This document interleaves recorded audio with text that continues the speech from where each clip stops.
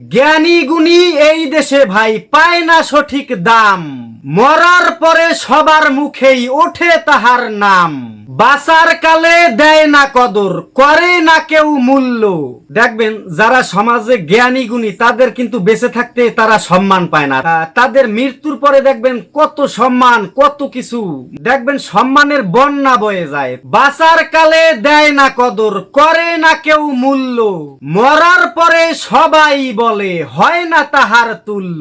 এই কথা দিয়া তিনি মরার পরে কি করবে বলেন? এত কদর সম্মান এগুলো দিয়া কি করবে তিনি মরার পরে? সবাই মিলে গভীর ভাবে পালন করে শোক, বাঁচার কালে দেখিনি কেউ শূন্য ভরা বুক। যশ খ্যাতি আর সুনাম দিয়ে কি হবে আর তখন, জ্ঞানী গুণী আছে যারা কদর করো এখন, তবেই পাবে এই সমাজ ভাই ভালো লোকের দেখা, নতুন রূপে থাকবে এদেশ ইতিহাসে আঁকা।